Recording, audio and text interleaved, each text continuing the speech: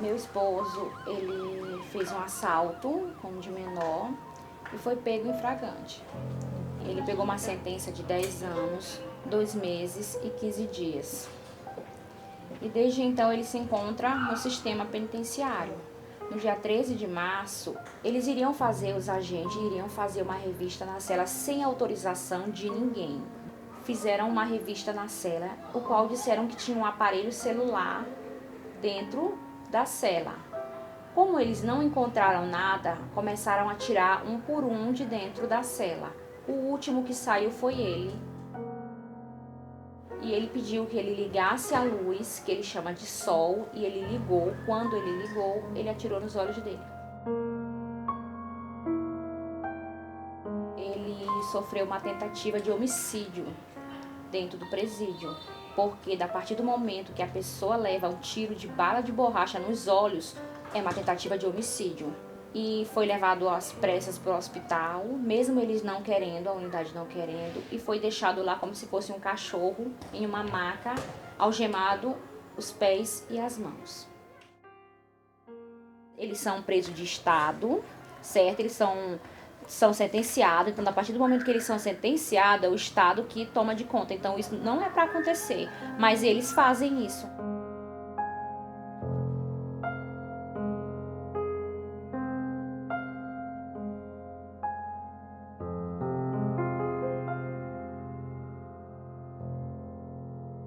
Eu falo muito que aqui a questão da violência dos servidores ela é praticamente zero, na minha concepção. O que chega para a gente aqui, a gente consegue resolver facilmente, porque a nossa corredoria hoje ela é bem atuante e hoje ela foca principalmente em outros problemas. A questão da violência hoje aqui, ela é rara. Algumas ações são tomadas pela Secretaria Nacional de Políticas Penais junto aos estados para o combate das grandes facções. Algumas dessas ações, por exemplo, é o isolamento das lideranças delas, em que elas passam a não ter nenhum contato mais com as facções. Outra ação são atividades de inteligência por sobre essas facções, extraindo dali informações caras à segurança pública para o combate delas fora dos muros das unidades prisionais. A gente vê uma mudança nas gestões prisionais, muito a gente está observando agora. Então, algumas pessoas que têm pesquisado têm olhado e falado, tem alguma coisa acontecendo. Na gestão das prisões, nesses termos de como realizar esse policiamento dentro das prisões. E a gente começa a ver o exercício de algumas práticas de tortura limpa, de organização da tortura dentro das prisões. Quer dizer, policiais penais que passam a ser ensinados a como fazer, que eles chamam de procedimentos dentro da prisão, para garantir uma prisão ordeira, mas que o custo dessa prisão ordeira, que seria essa prisão em que você não vai ter os presos reivindicando e etc., é garantir que eles se mantenham dessa maneira a partir de práticas de tortura, que não aparecem facilmente fisicamente, quebrar os dedos, extrair o ombro. Infelizmente, a gente vive num país que passou por um processo de escravização extremamente longo. E até hoje existe trabalho escravo no Brasil. E a gente sabe que as populações escravizadas foram as populações negras e indígenas. Essa criminalização, ela faz parte da história do país. E isso se reproduz para dentro do sistema prisional. Como é a questão de saúde dentro do sistema prisional? A unidade que o meu irmão tá, e ele tá até doente, ela não tem nenhum tipo de assistência. Nós tivemos na visita agora domingo e ele nos relatou que precisou ir para a enfermaria e a enfermeira teve que tirar um comprimido da bolsa porque a unidade não tinha nenhum comprimido para dor. Tá sem médico e não tem nenhuma medicação, nem medicações básicas não tem.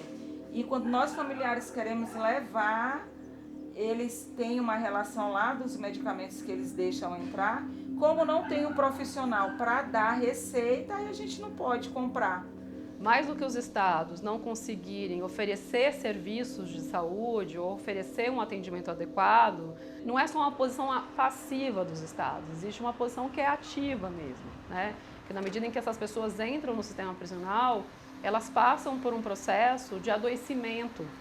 E é um adoecimento que muitas vezes leva à morte dessas pessoas, sem que necessariamente seja classificada como uma morte violenta.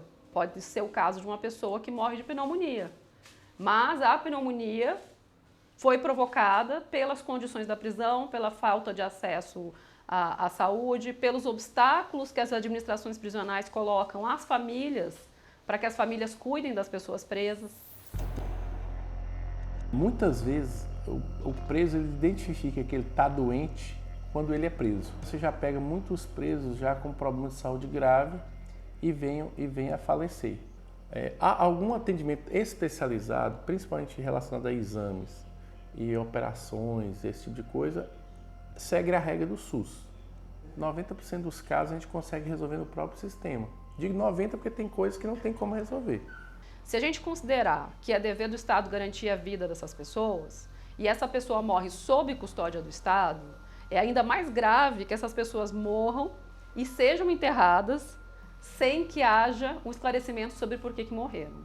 Porque elas morreram sob custódia do Estado, né? Então, assim, mais grave ainda do que se nós estivéssemos falando de uma pessoa que tivesse morrido em casa.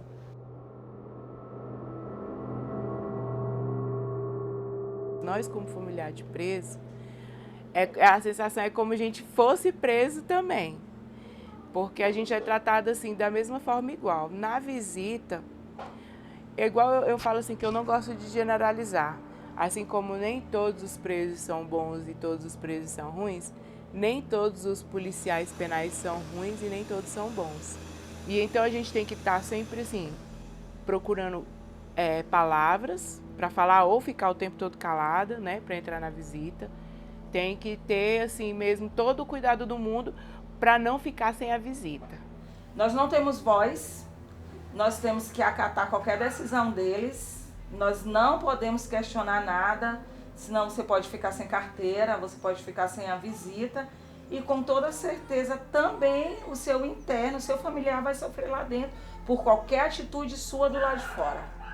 A gente sabe de histórias de familiares que são presos porque são familiares, ou de pessoas em geral que fazem as visitas nos presídios e eventualmente são pessoas que reivindicam mais direitos. E de repente há uma situação de uma acusação falsa contra uma dessas pessoas. E essa situação ambígua para as famílias, né? Que ao mesmo tempo em que elas não podem se aproximar porque elas vão ser criminalizadas, a prisão para se sustentar e para funcionar depende delas. Os movimentos de pessoas, né, familiares de pessoas presas, que na maior parte é formado por mulheres, esses movimentos, né, são formados por mulheres, esposas, mães, tias, irmãs, enfim. E essas mulheres, por exemplo, enfrentam uma situação extremamente violenta, que é a situação da revista para entrar na prisão.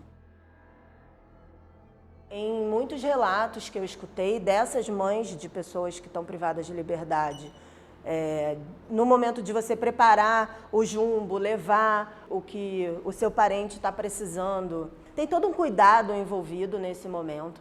Ainda assim, a entrada naquela unidade é uma entrada complicada para esses familiares.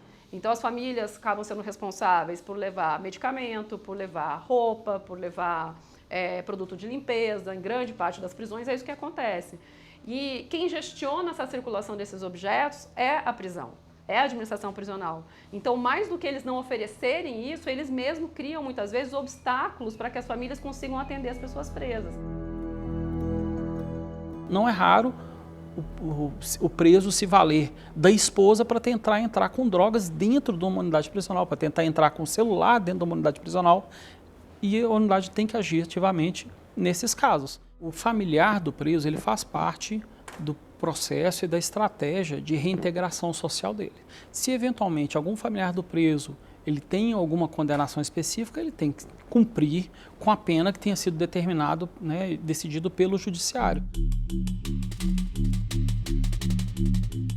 Existe a máquina de raio-x lá, que é a esteira. Assim, a esteira pega tudo. Um comprimido que você toma, você tomou ele e não deu tempo de dissolver, a esteira pega. E continua entrando gente com ilícito lá dentro. A gente vê lá, a gente fica sabendo que a pessoa entrou com alguma coisa lá, na outra visita a pessoa está lá de novo. O grande desafio é a superlotação. há muitas pessoas hoje dentro do sistema de execução penal que não deveriam estar em regime de cumprimento de privação de liberdade e ali estão soldados, né, a serem regimentados para as facções criminosas. É claro, a gente não tem como pensar nesse confinamento sem pensar numa política de desencarceramento, não tem como gestionar uma prisão com essa superpopulação. A gente está falando de uma legislação de 84, que é uma legislação que se construiu a partir desse ideal de ressocialização, né? A partir dessa ideia de que o regime de pena é progressivo, começa num regime mais severo e depois vai abrindo para a pessoa poder ter o convívio social e etc. E o processo de confinamento, ele em si, ele é contrário a qualquer perspectiva de, vamos dizer, ressocialização, né? Ou de reintegração social, porque se fala de uma pessoa que passou por uma situação traumática, cotidiana, e que vai sair dali com condições psíquicas, inclusive, muito complicadas, né? A gente está falando da garantia do direito à vida de pessoas, né? Não é nada simples isso, mas deveria ser. Para o Estado é um animal que está ali, deixa ele lá se ferrando, adoecendo, morrendo, que é menos um para o Estado. Não é nem questão de ressocializar, tem que socializar. Eles nunca foram socializados. Então, como é que você vai ressocializar alguém que nunca conviveu em sociedade? Começou a roubar porque não queria passar fome, não queria vestir um tênis rasgado, não queria ir para a escola com a roupa dada, de esmola. Entendeu? Então começou a roubar porque o colega... meu coleguinha tá vestindo uma blusa massa, minha mãe não tem dinheiro para comprar.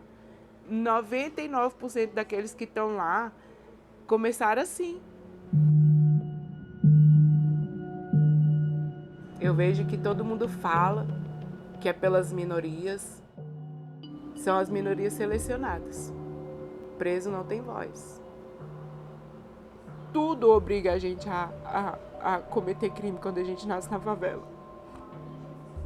Quando a gente é pobre. E não tem nada que está sendo feito para mudar isso. O tempo que uma pessoa que saiu da prisão, média de tempo que uma pessoa que saiu da prisão vive é de 500 e poucos dias. A gente está falando que uma pessoa passa menos de um ano e pouco e ela morre, depois, as que saíram da prisão. Então a gente está falando do inverso de qualquer ideologia ressocializadora. Para eles, quanto mais o interno sofre, melhor para eles. Eles acham que é dessa forma que eles vão pagar pelos erros que eles cometeram, certo? Então, o meu olhar não é uma justiça, é uma vingança. É a máquina de monstro. O cara pode entrar lá bonzinho. Ele não vai sair de lá do mesmo jeito.